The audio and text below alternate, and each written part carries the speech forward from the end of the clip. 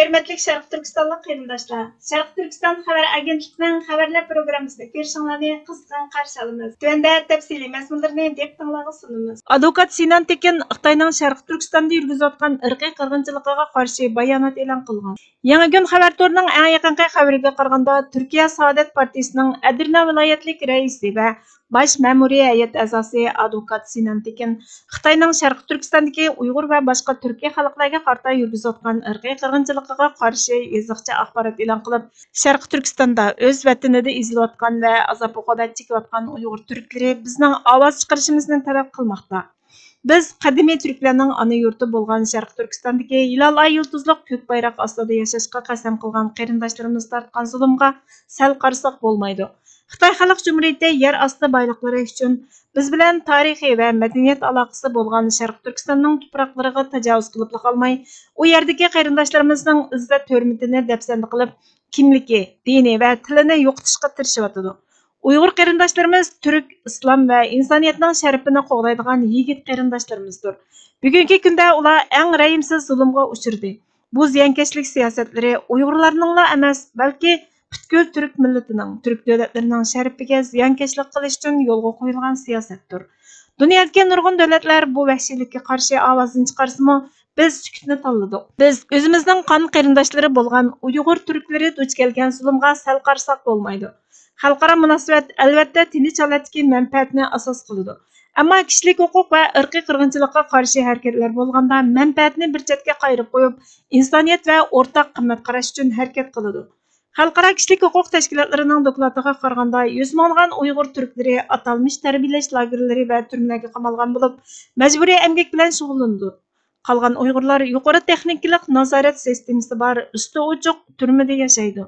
Hukumat bu masalaga texmo ahamiyat berishi kerak. Turkiya Buyuk Millat Majlisi Kishilik huquq komiteti rayonga berib kishilik huquq dafsanchiligini tekshirishi va doklad qilish kerak dedi. Xitoyga qarshi tanlangan komitetning 31 oktyabr kunidagi xabariga qaraganda, Xitoy Kompartiyasiga qarshi Avom palatasi tanlash komitetining raisi John Molinar Michigan universitetini Xitoy organi Shanxay qatnash universitetining hamkorligidagi birlashma institutni taqashga chaqirgan. Shanxay qatnash universiteti yadro qurollari, to'shig'uchi raketa, yadro suvosti paraxodi va urush aeroplanining taraqqiyotiga tuhfa qo'yish orqali Xitoyning harbiy zamoniylashtirish va axborot iqtidorini ilgari surishiga yordam bergan. Avom palatasi tanlash komitetining raisi Molinar Amerika universitetlari o'quvchilarining Xitoy bilan bo'lgan hamkorligi to'g'risidagi tekshirish natijasini e'lon qilgan vaqtda Michigan universiteti Shanxay qatnash universiteti birlashma institutining bir qismi sifatida maktab hovlisida o'quvchilarni kutib olib, josuslik xavfi paydo qildi degan. Oldin qayda bu o'quvchilarning 5 nafari Amerika davlat mudofaa aslihalariga bosib kirgandan keyin federatsiya tekshiruvchilariga yolg'on so'zlash jinoyati bilan ayblangan. Michigan universitetining raisi Santa Onodan bu universitetni taqashni talab qilganda, Molinar keng ko'lamli harbiy moslashchan tarmoqlar va tajribaxonalar, ilg'or qo'sh ishlatish tadqiqot programmalari va cho'ng tipdagi mashg'ulot mashq uskullari orqali Shanxay qatnash universiteti harbiy zamonaviylashtirishni ilgari surdi. Xitoy Xalq Cumhuriyetining axborot iqtidorini yetaklaydi. Bunda harbiy ilmiy birlashish orqali Shanxay qatnash universiteti Xitoy Xalq Cumhuriyetining yadro qurollari, to'shig'uchi raketa, sun'iy hamra, yadro suvosti paraxodi qatorliq eng sezgir mudofaa programmalariga muhim tuhfa qo'sha oladi. 2021 yildan boshlab birlashma institut nurg'ulg'an halqiliq va yangi texnikalarda aspirantlik ma'rifini qulaylashtirdi va Xitoyning 863 programmasi orqali Xitoy Xalq Cumhuriyetining harbiy texnika taraqqiyotini qo'llaydigan mablag'ga erishdi. Institut tadqiqotchilari Xitoy Xalq ozodlik armiyasi tadqiqotchilari bilan taraqqiy qildirilgan tarqurg'ishning ko'yish modeli va qattiq raketa yiqilg'usi tadqiqotidan tortib harbiy aeroplanlarning chirishiga qarshi turish texnikasigacha bo'lgan mudofaa texnikasining taraqqiyotiga yordam berdi. Institut tadqiqotchilari CT tasvir hosil qilish texnikasini yaxshilab, ilg'or harbiy uskunalarning kamchiligini bayqash turini tadqiq qildi. Michigan universiteti o'qituvchilarining davlat mudofaa ministrligi mablag' solgan tadqiqotni sizib chiqqanda qiladi. Shanxay qatnash universiteti Xitoy nano va mikro ishlab chiqarish texnikasi Xitoy davlat mudofaa tajribaxonasini kutib oladi. Bu rayonmi birlashma tadqiqot o'rnining muhim tadqiqot rayoni. Birlashma institut o'quvchilari Xitoyning harbiy aviatsiya sohasiga qatnashyotidi degan. Donald Trump Amerikaning yer shari xarakterli ofatga intayin yaqin ekanligini aytgan. Xabarlar haftasi xabar torining 29 oktyabr kunidagi xabarda aytilishicha, JP Morgan şirketining yuqori darajalik bir amaldori 3-Dünya urushining boshlang'ichi haqida signal bergan. Ammo bir mutaxassis texi jiddiylashishining vaqti emasligini aytgan. Bank organining bosh ijroiya amaldori Jamie Dimon yig'inda xalqaro pul muomala institutida qilgan so'zida navbatdagi Ukraina va O'rta Sharqdagi to'qinishning allaqachon 3-Dünya urushining boshlanganligidan derak beradiganligini aytgan. Demon Rossiya, Chausen va Ironni rezil o'q deb atab, Xitoy bilan birga Shimol Atlantik ahdiy tashkiloti qatorliq organlarga ziyon solganligini aytib, ular hozir ziyon solish to'g'risida deyishyotidi. Ular yana 20 yil saqlashni deyishmaydi. Tarixni o'qigan bo'lsangiz bilalaysiz, ularning xatri odatdan tashqari bo'ladi. Bu yerdagi masala texmi cho'ng bir dunyo to'qinishi emas, vaqt masalasi. 3-Dünya urushi allaqachon boshlandi. Nurg'ulg'an davlatlarning qo'mondonligida nurg'ulg'an davlatlarning o'rinlashtirishi bilan yer yuzida urush bo'lyotidi. Amerika dunyodagi har qanday cho'ng voqealarning yuz berishiga yo'l qo'yishdan o'zini tortishi kerak. O'ylanishga tegishli yeri shuki, biz fursatni o'zimiz hal qila olmaymiz. Biz uni to'g'ri hal qilish uchun to'g'ri ishlarni qilishga kafolatlik qilishimiz kerak degan. Bank boshlig'i yana 3-Dünya urushi xavfining vaqtning o'tishi bilan ozayishining mumkinligini, agar ishlar shunday davomlashsa, natijasining yaxshi bo'lmaydiganligini aytgan. Rossiyaning yadro davlati bo'lish xavfi Dimonning eng ko'ngil bo'ladigan masalalarining biri ekan. U yadro qurollarining kengayishi insoniyat duch keladigan eng chong xatar degan. Va yana bir davlatning yadro energiyasiga ega bo'lgandan keyin butkul shaharlarning vayron bo'lganligini aytgan. Ohio shtatlik universitetining siyosiy fanlar professori Paul Yek Dimonning tashabbusida ba'zi haqiqatlar bo'lsa-mu, 3-Dünya urushining muqarrar ekanligini qabul qilmagan. Bek xabarlar haftasining muxbirlariga hozir Ukraina va Rossiyaning Amerika saylimiga ta'sir ko'rsatish tirishchanligi sababidan Rossiya bilan ishlar yana keskinlashganda qiladi. Albatta, Iran bilan davomlashayotgan so'g'uq munosabatlar urushi bor. Israilning va Xitoyning Tayvanga bo'lgan tahdidi texmi kuchaydi. Balkim bu 3-Dünya urushining boshlanishi bo'lishi mumkin. Ammo men buning burilish nuqtasi ekanligiga qoyil emas degan.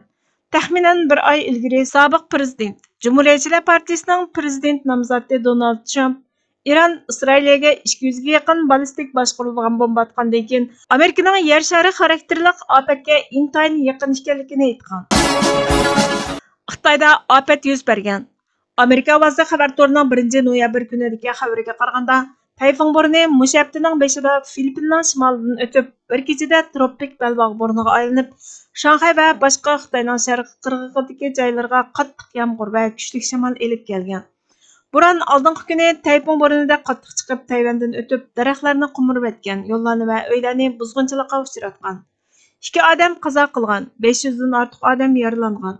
Xitoy Markaziy axborot agentligining xabariga qaraganda, Tayvanning sharqiy dengiz qirg'og'idagi Hualin o'lkasidagi doiralar yo'qolib ketishidan ansirab, Tarako davlat bog'chisiga chidir tikib panohlanayotgan bir jup chexliq ayol bilan aloqa qilgan.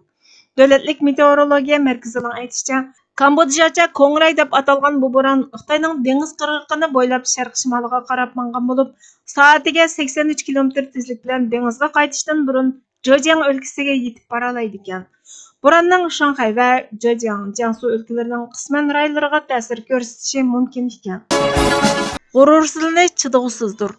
Mustamlikada g'urur sundirildi, haqorat ko'tirib qo'pqisizlashidi. G'urursizlanishning dardini ko'tirib yashmak texmo chidag'usizlashidi. Ba'zida uning dardini bir-birimizdan olamiz. Bir-birimizga ajoyib mudhamliklarni va dushmanimizga qilishga petinolmaydigan dushmanliklarni qilish orqali to'kilgan obro'yimizni, bir tiyin qilingan g'ururimizni va chaylangan aqidamizni ko'rsatib qo'ymoqchi bo'lamiz. Buningda dardimiz chiqmasa, qolganini uyda olamiz. Bumi oqmasa, bunda g'urursizlanishning dardini o'zimizdan, o'zimizdagi g'urursizlanishning dardini taqdirimizdan, ta'limimizning kojliqidan to'xtamay vaysash orqali olamiz. Bunda g'urursizlik cheksiz qiynoqqa kirishga o'xshaydi. Ya yashag'ili, ya o'livag'ili bo'lmaydigan bu g'urursizlanishning tugumas dardini ololmay g'oljirlashimiz. Mustamlika bir g'oljirlikning boshlanishidir. Uningda yashash g'ururning g'oljirlashini keltirib chiqardi. Bu g'oljirlik mustamlikaga qaytarilgan eng tabiiy, ammo diqqat qilinsa eng vayron qilg'uchi inkosdir. Bir odamni tushunmak uchun so'ziga emas, harakatiga qara deyiladi. Ammo harakatdanmi bilgili bo'lmasa, nimani qilganligiga emas, balki nimani qilmaganligiga qara. Agar buningdimi bilgili bo'lmasa, qila oladiganlarning ichida qaysilarini qilayotgan va yana qaysilarini qilmayotganligiga qara. Yig'ib aytganda qilmaganlari, qila olmaydiganlari va qilmayotganlariga qarash u odamni bizga texmi to'liq va to'g'ri so'zlab berdi. Oddiylik yutgan dunyoda murakkablik, bo'libmi zaruriyatsiz murakkablik taraqqiyot emas, balki odamiylikning o'zini jazolash shaklidir. Bundaq murakkablik yaxshilikni barg'ansiri yo'qitadi, razillikning niqoblanishini bitmas-tugmas mumkinchilik bilan ta'minlaydi. Qalbmi o'ladi, hatto yashab yetibmi. Umid uzilganda, vijdon sezmas bo'lganda, yashashda ma'no yo'qolganda. Bundaq ahvolda u qalbga pinhon dafn qilindi. Dafn murosimiga o'zi yolg'iz qatnashadi. Doktor Mamtimin A'lo apandining yozmalaridan elindi. Bizga vaqt ayirganingiz uchun ko'pdan-ko'p rahmat. Kelar qatimqi programmamizda ko'rishguncha Allohga omonat bo'lgaysizlar.